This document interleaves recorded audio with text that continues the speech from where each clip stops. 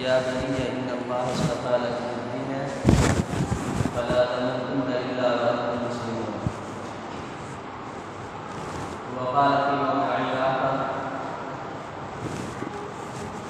मा तअबुदूना मिन बअदी क़ालू नअबुदु इलाहक व इलाहा आबाइका इब्राहीम व इस्माईल व इसहाक़ इलाहन वाहिदा व नहनु लहू मुस्लिमून। मुअज़्ज़ज़ सामीईन किराम, मेरे दीनी व ईमानी भाइयों और दोस्तों, अल्लाह तबारक व तआला ने बहुत से अंबिया किराम का तज़किरा फरमाया है, जिसमें उन्होंने अपने बच्चों को और आने वाली नस्लों को दीन और ईमान पर बाकी रहने के लिए और उसकी तालीमात पर अमल करने के लिए वसीयतें फरमाई थी।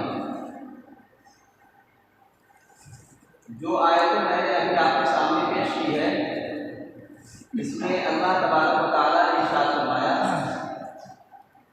मा तअबुदूना मिन बअदी, यानी हज़रत याकूब अलैहिस्सलाम जब उनकी वफ़ात का वक्त करीब था तो उन्होंने अपनी औलाद को ये नसीहतें की थी और उन्होंने अपने बच्चों से पूछा था कि मेरे बाद तुम लोग किसकी इबादत करोगे, मा तअबुदूना मिन बअदी। तो उनके जवाब में उनके बच्चों ने कहा क़ालू नअबुदु इलाहक व इलाहा आबाइका इब्राहीम व इस्माईल व इसहाक़ इलाहन वाहिदा। तमाम बच्चों ने मिलकर के ये बात कही कि हम आपके और आपके आबा व अजदाद के जो माबूद थे, हम उन्हीं की इबादत करेंगे और हम उन्हीं के फरमाबरदार रहेंगे। आप इस बात पर गौर करें कि हज़रत याकूब अलैहिस्सलाम का ख़ानदान और उनका घराना कैसा था। हज़रत याकूब अलैहिस्सलाम के जो बेटे थे वो हज़रत यूसुफ अलैहिस्सलाम हैं, जिनका तज़किरा अल्लाह तबारक व तआला ने अहसनुल क़सस के नाम से याद किया। और उसके बाद हज़रत याकूब अलैहिस्सलाम के जो दादा हैं यानी हज़रत इब्राहीम अलैहिस्सलाम, आज हम और आप जो हज के अरकान और उम्रा के जो अरकान अदा करते हैं, इन तमाम अरकान में हम हज़रत इब्राहीम अलैहिस्सलाम और उनकी कुर्बानियों को याद करते हैं। तो देखें, हज़रत याकूब अलैहिस्सलाम के दादा हज़रत इब्राहीम अलैहिस्सलाम थे और इनके चचा हज़रत इस्माईल अलैहिस्सलाम थे और इनके बेटे हज़रत यूसुफ अलैहिस्सलाम थे। आप इनका घराना देखें कि बेटा भी नबी और दादा भी नबी और चचा भी नबी, यानी पूरे नबियों का घराना है। उसके बावजूद अल्लाह तबारक व तआला ने इनकी ज़ुबानी नकल किया कि मा तअबुदूना मिन बअदी। आज हमारे घर में अगर दीनी माहौल हो तो हम उस पर तहैया कर लेते हैं कि हमारे बच्चे और हमारी आने वाली नस्लें इसी दीन पर कायम रहेंगी। लेकिन आप देखें कि हज़रत याकूब अलैहिस्सलाम दीनी माहौल को छोड़ें, पूरा घराना नबियों का एक सिलसिला है, उसके बावजूद भी उन्होंने अपने बच्चों से कहा कि मेरे बाद तुम लोग किसकी इबादत करोगे। तो तमाम लोगों ने कहा कि हम आपके और आपके आबा व अजदाद के जो माबूद थे उन्हीं की इबादत करेंगे। क़ालू नअबुदु इलाहक व इलाहा आबाइका इब्राहीम व इस्माईल व इसहाक़ इलाहन वाहिदा व नहनु लहू मुस्लिमून, और हम उन्हीं की फरमाबरदारी करेंगे। बहरहाल आज जिस उन्वान पर गुफ्तगू करनी है वो ये था कि हमारी जो आने वाली जनरेशन है, हमारे आने वाले जो बच्चे हैं, उनको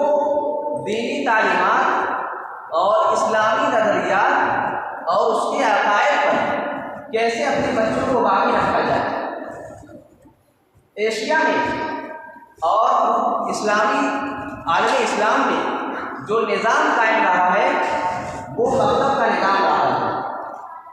अगर हमारे मकतब का निज़ाम दुरुस्त होगा तो हमारी आने वाली जो नस्लें हैं वो अपने अकायद और नज़रियात और इस्लामी तारीख को समझेंगे और उस पर सही तरीके से अमल कर पाएंगे।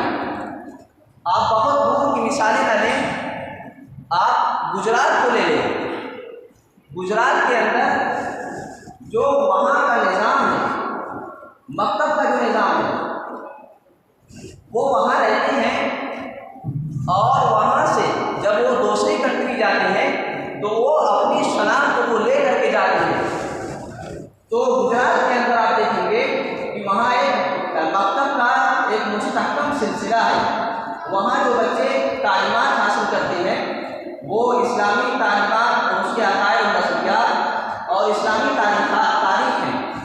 वो लोग इन चीज़ों को पढ़ करके वो बाहर किसी भी कंट्री में जाते हैं तो वो उनके चेहरे पर दाढ़ी भी होती है और जो वहाँ की ख़वातीन होती हैं उनके चेहरे पर नकाब होता है। वो अपनी पूरी तारीख ले करके जहाँ भी जाते हैं अपनी शनाख्त को बरकरार रखते हैं। तो ये मिसाल देने का मतलब ये है कि हम भी अपने मकतब के निज़ाम को दुरुस्त करें और उसमें जो तालीमात, और दूसरा पहलू ये भी है कि जो उसकी इंतज़ामिया है या जो उसके ज़िम्मेदार हैं वो अच्छा एक निसाब मुतय्यन करें और हमारे बच्चों के लिए इस्लामी तालीमात। और हम ये समझते हैं मकतब का जब ज़हन में हमारे आता है तो हम ये समझते हैं कि नूरानी कायदा अहमद 12 या इसके अलावा 2-3 सूरतें, 2-4 सूरतें और दुआ याद करा दी जाए। यही एक मकतब की तालीमात है। कुछ न होने से बेहतर ठीक है, होना बेहतर है। हम इस पर अल्लाह का शुक्र अदा करते हैं, लेकिन हमें और आगे बढ़ करके हमें तारीख पर भी उस पर गौर करें, इसका भी निसाब शामिल किया जाए और इसमें हमारे बच्चों को जो ठोस तालीमात है उस पर तैयार किया जाए। आप देखेंगे कि जब एशिया और यूरोपियन कंट्रीज़ की जो तहजीब व सकाफत थी, जब इन दोनों की कशमकश हुई तो तमाम मुफक्किरीन इस बात पर गौर कर रहे थे कि हम यूरोपियन कल्चर और तहजीब व सकाफत से अपने बच्चों की कैसे हिफाजत करें। आप जब इस पर गौर करेंगे तो सबसे जो करीब मुल्क था यानी तुर्की, यूरोप से सबसे करीब वही तुर्की था। और वहाँ आप देखेंगे कि जब यूरोपियन कल्चर एशिया में आने लगा तो मुसलमान इस बात पर गौर कर रहे थे कि आया हम लोग यूरोपियन कल्चर को कबूल कर ले या हम अपनी इस्लामी सकाफत यानी तहजीब और सकाफत को मजबूती से थामे रखें। तो कुछ दो ग्रोहों में बढ़ गए। कुछ मुसलमान मुफक्किरीन ऐसे थे जो उन्होंने यूरोपियन कल्चर और तहजीब और सकाफत को कबूल कर लिया। मसलन मुस्तफा कमाल अतातुर्क, जिन्होंने मुसलमानों के सरों के ऊपर से टोपियाँ उतार दी, नमाज अजान पर पाबंदी लगाई। आप जब उसकी ज़िंदगी पर गौर करेंगे तो उसने जो तालीमात पाई थी वो यूरोपियन कल्चर के मुताबिक तालीमात पाई थी और जो उसके मुखालिफ जो इस्लामी तहजीब और सकाफत को मजबूती से थामे हुए थे उनके खिलाफ मुस्तफा कमाल अतातुर्क ने बेइंतहा सख्ती का रवैया अख्तियार किया। कितने उलमा को फांसी पर चढ़ाया गया और कितने उलमा को जेल में कैद किया गया। तो देखिए आप जब इस कशमकश तहजीब और सकाफत की कशमकश हुई तो उसमें हमारे बच्चों को सबसे ज़्यादा टारगेट किया गया। आप मिस्र के जितने भी मुसन्निफीन थे जब यूरोप कंट्री को यूनिवर्सिटी में पढ़ने जाते थे तो उनको साइंस या टेक्नोलॉजी या एडमिशन नहीं दिया जाता था। वो ये अरबी अदब है या इसके अलावा जो छोटा छोटा उन्वान या छोटी छोटी रिसर्च है उसमें इन लोगों का एडमिशन लिया जाता था और इनकी बाज़ाब्ता ज़हन साजी की जाती थी। तो हम अपने बच्चों के लिए यानी यही हज़रत याकूब अलैहिस्सलाम की ज़िंदगी पर आप गौर करें, देखें कि उनका घराना पूरा नबियों का एक सिलसिला है। इसके बावजूद उन्होंने अपने बच्चों को वसीयतें की कि माता बुजुर्ग मेरे बाद तुम लोग इनकी इबादत करोगे। और इसके बाद हज़रत हकीम लुक़मान अल्लाह तबारक व तआला ने सिर्फ कुरान शरीफ में इनका तज़किरा नहीं किया बल्कि एक मुकम्मल सूरत नाज़िल फरमाई। और पूरी मुकम्मल सूरत नाज़िल इसलिए फरमाई कि उसमें उन्होंने अपने बच्चों को जो नसीहतें की थी, अल्लाह तबारक व तआला इरशाद फरमाते हैं या बुनय्या अक़िमिस्सलात व अमुर बिल मारूफ वन्हा अनिल मुनकर वस्बिर अला मा असाबक इन्न ज़ालिका मिन अज़्मिल उमूर। फिर उसके बाद दूसरी आयत है वला तुसाइर खद्दका लिन्नास वला तमशी फिल अर्दि मरहा इन्नल्लाहा ला युहिब्बु कुल्ला मुख्तालिन फखूर। इसका तर्जुमा यह है कि अल्लाह तबारक व तआला इरशाद फरमाते हैं हज़रत हकीम लुक़मान की ज़ुबान में, वो कहते हैं मेरे बेटे, ऐ मेरे प्यारे बेटे, अक़ीमिस्सलात नमाज को कायम करो, अक़ीमिस्सलात व अमुर बिल मारूफ और अच्छाई का हुक्म दो, वन्हा अनिल मुनकर और बुराई से रोको।